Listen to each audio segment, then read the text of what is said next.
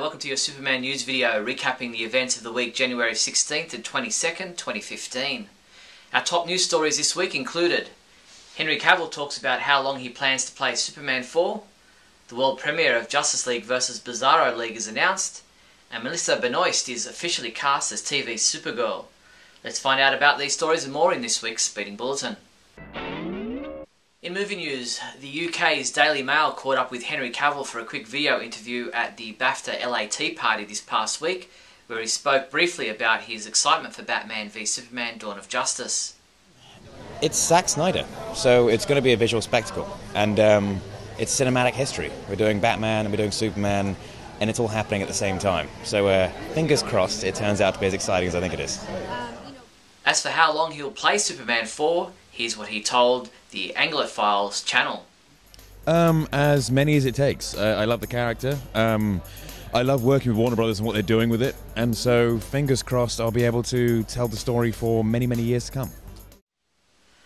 A new promotional image for Now You See Me 2 was released online, showing Jesse Eisenberg with a crew-cut hairstyle, leading many to speculate as to whether the actor actually did shave his head to play the role of Lex Luthor in the upcoming Batman v Superman movie.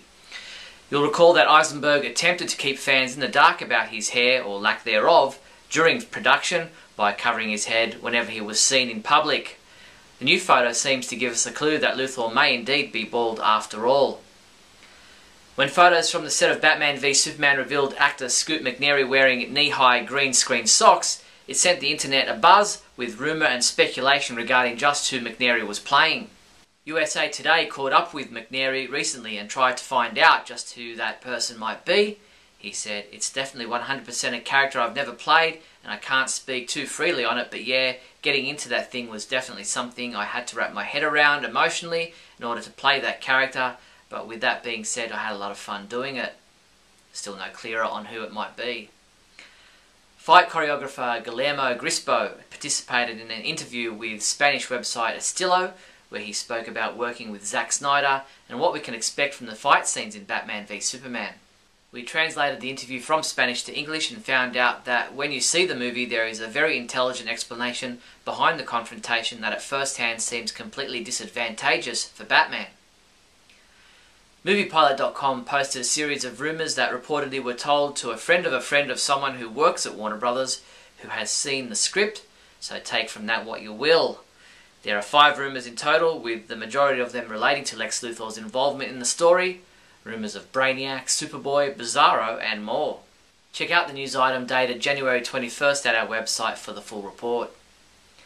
Warner Brothers Home Entertainment will unveil its latest animated adventure, LEGO DC Comics Superheroes Justice League vs Bizarro League, with a family-friendly world premiere event in New York on January 24th. Filmmakers and members of the voice cast will attend the event for red carpet media interviews, a post-screening panel discussion, and plenty of interactive fun with the fans and families in attendance. The screening will commence at 1 PM at the Paley Centre for Media. The event will include a post-screening panel discussion, special prizes for kids in attendance, photo opportunities with LEGO DC Comics Superheroes standees, and an autograph signing on collectible posters. The clip you're watching is from the animated movie and features citizens of Metropolis seeing Bizarro for the first time. You can watch it in full at our website or at our YouTube channel. CapedWonder.com will host a superhero reunion of Superman celebrities who starred in Superman the Movie and Superman 2 The Richard Donner Cut at WonderCon 2015. This will take place across April 3rd to 5th, and so far those attending include Valerie Perrine, Mark McClure, Aaron Smolinski, Sarah Douglas, Margot Kidder, Jack O'Halloran and Diane Sherry Case. More celebrities will be announced over the coming months. In TV news, Melissa Benoist has officially been cast as Kara Zor-El, aka Supergirl, for the superhero series of the same name that's in the works for this fall on CBS. Benoist is best known for her work on Glee, and she can currently be seen on the big screen in the Oscar-nominated film Whiplash. We congratulate her on winning the role. Interestingly, audition videos from actors hoping to be cast in the upcoming Supergirl TV series were posted online this week, giving us an insight into possible scenes that might be featured in the pilot episode. Actors read from a script for the roles of Supergirl, Supergirl's foster sister Alex Danvers, Jimmy Olsen and Winslow Schott. Sadly, the videos were pulled down due to copyright infringement, but we're hoping that we'll get casting announcements for the other major roles in the coming week. What was interesting is mentions of Superman in the dialogue. In comic book news, across March and April, DC Comics will put their normal publishing schedule on hold for the Convergence event, which will resurrect characters and stories from previous continuities. Dan Didio spoke with comicbookresources.com to give a little extra detail about the event, what fans can expect, and how it fits in with current comic book titles like Earth 2 World's End, The New 52 Future's End, and Multiversity. He also told Newsarama.com, "In 2015, it's my hope that there might be fans coming back in because they see something they remember from the past of DC, and we can bring them together with the new people that have really jumped on board and embraced the New 52. Previewsworld.com caught up with Dan Jurgens and Jeff King to find out how the pieces of the puzzle will now be put together. Dan Jurgens said Convergence can be read on its own, but if readers want to look for clues, they can absolutely be found in other titles. Future's End certainly plays a strong role in setting it up and taking us there." DC Comics released the full April 2015 solicitations this week, and amongst all the Convergence titles, which feature plenty of Superman characters, there's Convergence Superman #1, in which a powerless Superman is called upon to protect Gotham City and his pregnant wife Lois Lane. And Convergence Adventures of Superman #1, in which Superman and Supergirl attempt to free their city via the Phantom Zone, but learn that if they succeed, a terrible fate awaits Supergirl in Crisis on Infinite Earths. Check out the full list of Superman titles in the April solicitations at our website now. A limited edition comic book titled The Justice League Goes Inside the NBA All-Star 2015 pairs the TNT hosts with the Justice Leaguers in a race to see which partnership can make it from Barclays Center to Madison Square Garden first. Of course, the race doesn't go entirely to plan, as you could probably expect given the appearance of the Man of Steel and fellow heroes.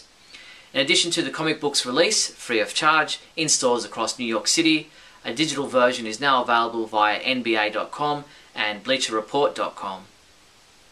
Comic books we reviewed this week included Superman Wonder Woman #15, which was reviewed by Michael Bailey, who gave it a 4 out of 5, saying, "I like that Tomasi is telling such a fast-paced story that is still taking the time to explore the relationship between the title characters." And T.A. Ewart reviewed Injustice Year 3 Chapter 16, asking the question, "The seams are showing, but do readers care?" And he rated this chapter a 2 out of 5. Superman comics available this week from January 21st include Injustice Year 3 Chapter 17 digital comic has been available since January 20th. Batman Superman #18, which is available in a variant flash cover, a digital combo pack, and another variant cover. Earth 2 World's End #16, Infinite Crisis Fight for the Multiverse #7 print edition, Justice League #38, which is available in a variant flash cover, a digital combo pack, and another variant cover. New 52 Future's End #38, Supergirl #38, which is available in a variant flash cover. Infinite Crisis Chapter 33 digital comic will be available January 18th, and JLA Volume 6 trade paperback. Whether you're sleeping or just lounging around the house, you can't go past these great Superman pajama pants for guys and girls alike.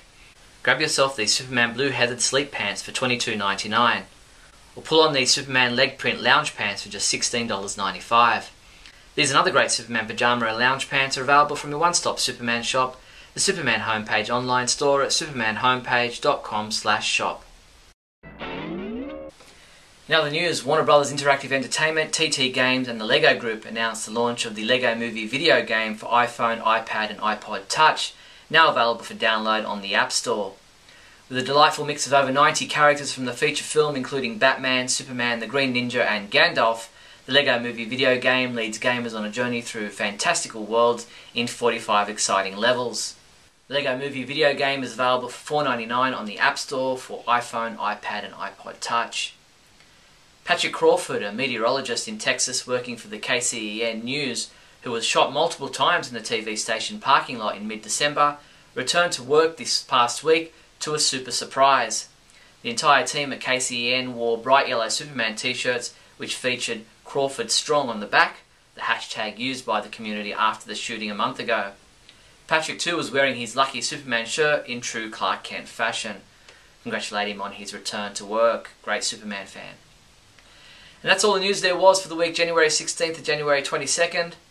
We've spent quite a bit of time this week fixing up all our social network sites such as Facebook, Twitter and Google+, so be sure to check them out, and don't forget our iPhone app. I'll talk to you next week. See you later. Great Scott. Great Scott. Great Scott.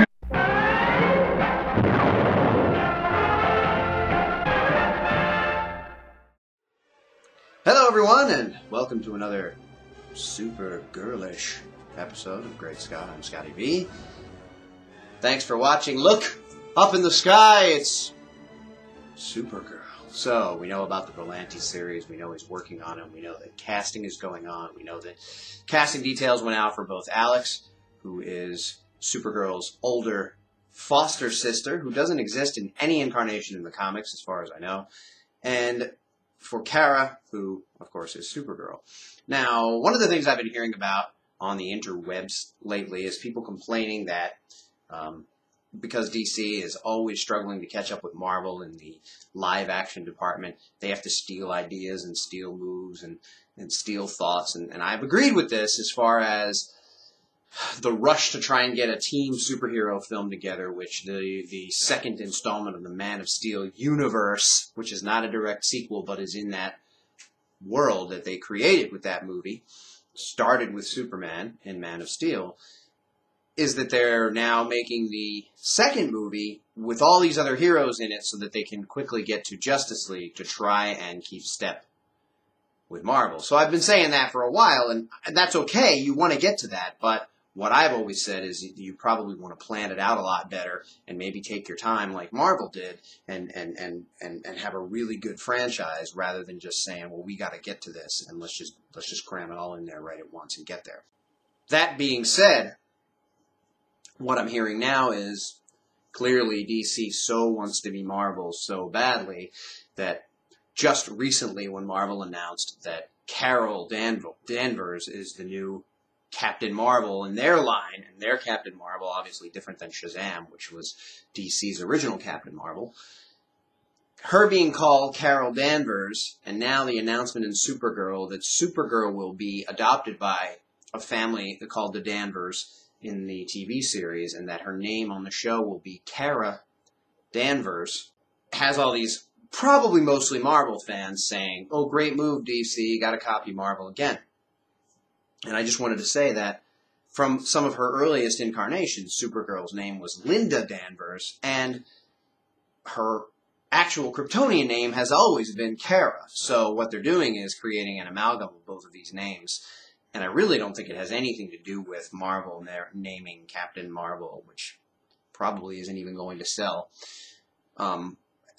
Carol Danvers. Supergirl is a much more popular, much more well-known character in comicdom, probably because she is connected to Superman, and a lot of people are saying she shouldn't even be a character, and have said, because it's really just a character that was created to be a female version of Superman and really has no place. The same as I've heard about Batgirl, I've heard about, Arrowette, any of the characters that are basically the same as their male counterpart and just happen to be female and didn't, when Superman was created, he was the lone survivor of Krypton. Now you got Krypto and Supergirl and dogs and cats and horses and the Kryptonian criminals show up. So suddenly, last son of Krypton doesn't mean that much when you got all these bad guys that are men who came from Krypton.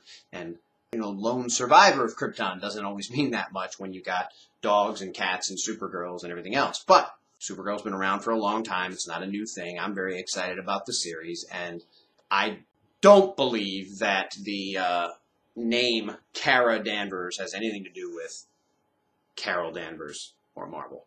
Now, since we're on the subject, and I've sent a tweet out here and then, and I haven't had any notice by it, and I kind of know how Hollywood works. I know they don't normally accept unsolicited submissions. I know that they'll look at their Twitter and suddenly cast someone in the show.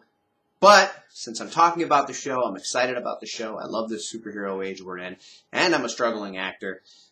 with 2 young daughters, and I'm trying to make ends meet, but I want to be an actor and I want to do cool things. There's all these shows, and Berlanti seems to be involved with all of them. So, Greg Berlanti, this isn't an audition because I don't have a script, but I've done plenty of acting. I've done plenty of these shows.